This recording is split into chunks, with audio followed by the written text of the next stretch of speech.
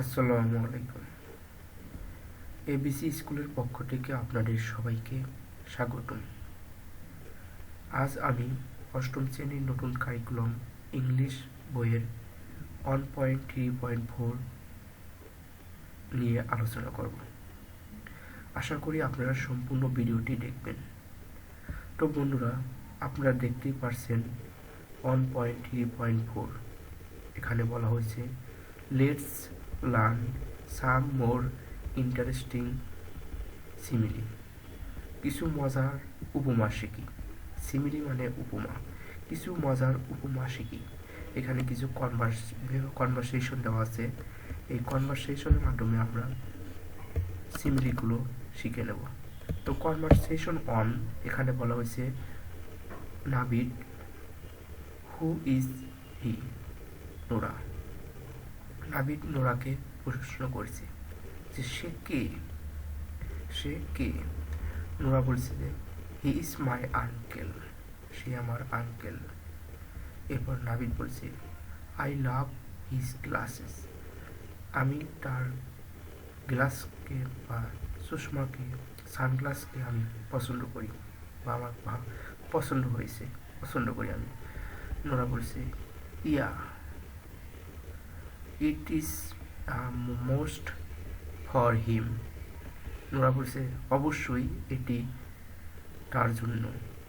As without glasses, সে glasses ছাড়া কিছু দেখতে পায় না, যার কারণে বলছে এটি অবশ্যই তার জন্য। He is as helpless as a baby, একটি শিশুর মতন সে অসহায় এই সানগ্লাস ছাড়া। এই সানগ্লাস ছাড়া তিনি শিশুর মতন অসহায়। এখানে যে অ্যাজ দিয়ে বোঝানো হয়েছে এটি একটি simile. As helpless as a baby, শিশুর মতন অসহায়, এটি একটি সিমিলি। এরপর কনভারসেশন টুতে বলছে Nora Nabid you look great in this new jacket. নতুন জ্যাকেটে তোমার লুক অনেক সুন্দর বা দারুণ, তোমাকে দারুণ লাগছে নতুন জ্যাকেটে, নাবিদকে বলছে নোরা। এরপর নাবিদ রিয়েলি, সত্যি, গ্ল্যাড টু নো, জেনে খুবই ভালো লাগলো। ইটস অলসো ভেরি কমফর্টেবল, এটি খুবই আরামদায়ক। It's as soft as cotton, এটি কটনের মতন নরম। এই যে এখানে অ্যাজ সফট অ্যাজ কটন, এটি একটি সিমিলি, তুলনা বোঝানো হয়েছে দুটির মধ্যে। এরপর conversation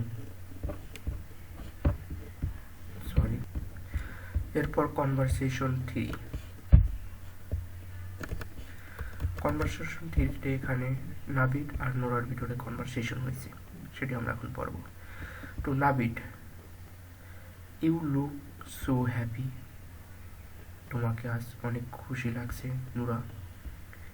and any good news, কোনো ভালো খবর। এরপর নোরা বলছে yes, I have been selected secretary of the school cultural club, বিদ্যালয় কালচারাল ক্লাবের সেক্রেটারি আমি নির্বাচিত হয়েছি। এরপর বলছে নাবিদ ওয়াও কংগ্রাচুলেশন, দারুণ অভিনন্দন। হাউ আর ইউ ফিলিং, তোমার অনুভূতি কেমন এখন, তোমার অনুভূতি কেমন। নোরা বলছে I am feeling like stars, তারকার মতন আমার অনুভূতি হচ্ছে। এখানে লাইক আগে আমরা দেখেছি অ্যাস ডট ডট অ্যাস, কিন্তু এখানে লাইক দ্বারা তুলনা করে বোঝানো হয়েছে স্টার, তারার মতন আমার অনুভব হচ্ছে। এখানে লাইক দ্বারা মোটো বোঝানো হয়েছে, আর এই লাইক হয়েছিল সিমিলি অর্থে বোঝানো, সিমিলি বোঝাতে এখানে ব্যবহার করা হয়েছে। সো এখানে এটি একটি সিমিলি। এরপর conversation 4, Nabid can you see the building. Nora তুমি কি বিল্ডিংটি দেখতে পারো? এরপর বলছে নোরা হাউ ম্যাজেস্টিক, কি দারুণ। It looks like a fort, দুর্গের মতো লাগছে। এই জায়গায় যে লাইক, এই লাইক দ্বারা এখানে সিমিলি বোঝানো হয়েছে, এটি একটি সিমিলি। এরপর 1.3.5 5 নিয়ে আমরা আলোচনা করব। তো এখানে বলছে now read a note on the rhyming pattern of a poem and explore the rhyming patterns of the poem to royalty. এখন the rhyming pattern of a poem সংক্রান্ত একটি নোট পড়ো এবং টু রয়্যালিটি কবিতাটির ছন্দের ধরনগুলো খুঁজে বের করো। তো এখানে আমাদের রাইম স্কিমগুলো, রাইম প্যাটার্নগুলো খুঁজে বের করতে হবে, প্রথমে একটি নোটটি পড়ে নিতে হবে। তো আমরা এখন নোটটি পড়ব। তো বন্ধুরা, আপনারা এখানে দেখতেই পাচ্ছেন নোট করে দেওয়া হয়েছে যে you have already learned that rhyming is one of the notable feature of a poem. আপনারা ইতিমধ্যে শিখেছেন যে একটি কবিতার উল্লেখযোগ্য বৈশিষ্ট্যগুলোর ভিতরে রাইম স্কিম একটি। হেয়ার এখানে we will learn how to identify the rhyming pattern of a poem. একটি কবিতার রাইমিং প্যাটার্ন কীভাবে শনাক্ত করতে হবে তা আমরা এখন শিখব। তো রাইমিং স্কিম বা রাইম স্কিম কি, এখানে বলেছে যে the rhyming pattern of a poem is called rhyme scheme, মানে একটি কবিতার রাইমিং প্যাটার্ন বা ছন্দমিলগুলোকেই রাইম স্কিম বলা হয়। এ রাইমিং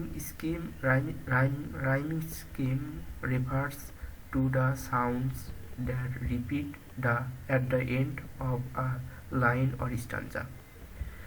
একটি রাইম স্কিম হলো স্টানজা বা একটি লাইনের শেষে পূর্ণ আবৃত্তি, শব্দ, সাউন্ড উচ্চারণের পূর্ণ আবৃত্তি।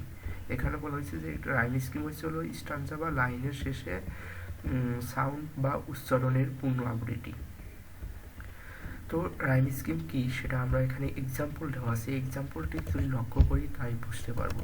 তো এখানে দেখেন টু রয়্যালিটি কবিতার যে এক্সাম্পল দেওয়া আছে, এখানে টু রয়্যালিটির কবিতাটির যে এক্সাম্পল দেওয়া আছে, এক্সাম্পলটি লক্ষ্য করলে অবশ্যই আমরা রাইম স্কিমটা সুন্দরভাবে বুঝতে পারবো। তো বন্ধুরা, এখানে আপনারা দেখতেই পাচ্ছেন যে এখানে রাইম স্কিমটা মূলত কি। রাইম স্কিম মূলত হলো কোনো একটা কবিতার যে লাইনগুলো থাকে সেই লাইনগুলোর শেষের যে ওয়ার্ড থাকে, শেষের ওয়ার্ডের শেষের লেটার, যেমন গোল্ড এর শেষের, এটি একটি শেষের ওয়ার্ড এবং এটির শেষের ওয়ার্ডের শেষের লেটার হয়েছিল ডি। সো এই গোল্ডের শেষের লেটারের যে উচ্চারণ, এখানে শেষের ওয়ার্ড লেটারের যে উচ্চারণটা হবে, যে সাউন্ডটি আসবে, সেই সাউন্ডের সাথে নিচের যে শেষের ওয়ার্ড আছে সেই ওয়ার্ডের শেষের লেটারের সাথে যদি মিলে যায় তাহলে ওই দুইটা রাইম হবে। যেমন এখানে গোল্ড, এখানে আছে আনফোল্ড। একটু যদি লক্ষ্য করি, এখানে গোল্ড শেষে কিন্তু যে উচ্চারণটা হয়, এখানে আনফোল্ড শেষে কিন্তু সেম উচ্চারণটাই হয়, সেম সাউন্ডটাই হয়। তাহলে এই যে শেষে যে সেম সাউন্ডটা হয়, তাহলে এই দুটা মিলে রাইম, একই উচ্চারণ। এটা আমরা এটি একটি নাম দিতে পারি এ। গোল্ড এটি এডিসি, আনফোল্ড সাদৃশ্য উচ্চারণ, যার কারণে এটি এডিসি। তাহলে এই রাইম স্কিম সাধারণত নাম দেওয়া হয় ইংরেজি যে লেটারগুলো আছে এ থেকে জেড পর্যন্ত, সেই লেটারগুলোর বড় হাতের লেটার দ্বারা নামকরণ করা হয়। যেমন গোল্ড এর নামকরণ করা হয়েছে এ, আনফোল্ড একই উচ্চারণ, একই শব্দ উচ্চারণ হয়, যার কারণে এখানে এটির নামটা হয়েছে এ। এরপর ডিসিআর আর ছিল ফায়ার, শেষে কিন্তু ই উচ্চারণ হয়, যার কারণে দুটার একই উচ্চারণ, যার কারণে এটি দেওয়া হয়েছে বি, এটিও বি। তাহলে এটি রাইম স্কিম করলে হবে A B A B A B A B. এরপর ঠিক এইভাবে আমরা পুরো কবিতাটি যদি রাইম করি বা রাইম স্কিম বের করি, তাহলে সেই রাইম স্কিমটি হয় এ বি বিসি বিসি এবং বিসি বিসি, এভাবে রাইম স্কিমটি হয়। এরপর আপনারা দেখতে পাচ্ছেন এখানে বলা হয়েছে যে to explore the rhyming pattern of the poem, first read the poem carefully, then check and write the ending sound of each verse line in the blank space at the end of every line. Later check your answer in pairs or group. কবিতার ছন্দের ধরন খুঁজে বের করতে এবং প্রথমে কবিতাটি মনোযোগ দিয়ে পড়ো, তারপর প্রতিটি লাইনের শেষে খালি জায়গায় প্রতিটি শব্দ বা লাইনের শেষে সাউন্ডগুলো লেখো, পরে জোড়ায় বা দলে তোমার উত্তরগুলো মিলিয়ে নাও। এখানে স্ট্যান্জা 1 প্রথম স্ট্যান্জা করে দেওয়া হয়েছে। তো প্রথম স্ট্যান্জা যদি আমরা একটু লক্ষ্য করি তাহলে আমরা দেখতে পাই, স্ট্যান্জা 1-এ যদি লক্ষ্য করো তাহলে আপনারা দেখতে পাবেন যে এখানে দেখেন বালকিস এস উচ্চারণ হয়েছে, এটিকে আমরা নামকরণ করছি এ।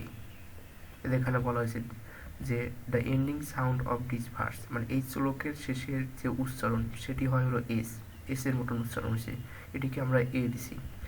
এরপর এন্ড শেষের ডি উচ্চারণ হয়েছে, এটিকে আমরা বি দিছি। বাটারফ্লাই ওয়াই উচ্চারণ হয়েছে, এটিকে সি দিছি। তারপর ফ্রেন্ড এটি ডি উচ্চারণ হয়েছে, আমরা ডি দিছি। তাহলে এটি রাইম হয়েছিল এ বি সি ডি। ঠিক সেমভাবে আমরা নিচের যে স্ট্যান্জা 1 স্ট্যান্জা 2 আছে সবগুলো এভাবে আমরা রাইম স্কিম বা রাইম বের করতে পারি ইচ্ছা করলে। সেমভাবে নিচের আপনার স্ট্যান্জা 2 স্ট্যান্জা 3 এভাবে রাইম বের করতে হবে। রাইম বের করে এখানে আমাদের নামকরণ করবো না, নাম দিতে হবে। ঠিক এইভাবে আমাদের এই কবিতাগুলো রাইম স্কিম বের করতে হয়। তো বন্ধুরা আজ এই পর্যন্তই। আশা করি আপনাদের সম্পূর্ণ ভিডিওটি ভালো লেগেছে এবং পরবর্তী ভিডিওটি দেখতে চাইলে অবশ্যই আমাদের চ্যানেলটি সাবস্ক্রাইব করবেন এবং বেল বাটনটি ক্লিক করে রাখবেন। তো এরপরে 1.3.6 নিয়ে আলোচনা করব। এরপরের ক্লাসে আমরা 1.3.6 নিয়ে আলোচনা করব। 1.3.6 এ দেওয়া আছে I wandered lonely as a cloud. এটি উইলিয়াম ওয়ার্ডসওয়ার্থের বিখ্যাত একটি কবিতা এবং উইলিয়াম ওয়ার্ডসওয়ার্থ হচ্ছিল একজন ইংলিশ সাহিত্যের একজন বিখ্যাত লেখক। এই বিখ্যাত লেখকের একটি বিখ্যাত কবিতা যেটি এই কবিতাটি অনেক মজাদার এবং এই কবিতাটি নিয়ে পরবর্তী ক্লাসে আমি আলোচনা করব। তো অবশ্যই আপনারা পরবর্তী ক্লাসটি দেখবেন এবং এই ক্লাসটি আপনারা অবশ্যই শেয়ার করবেন। সম্পূর্ণ ভিডিওটি দেখার জন্য আপনাদের সবাইকে অনেক অনেক ধন্যবাদ।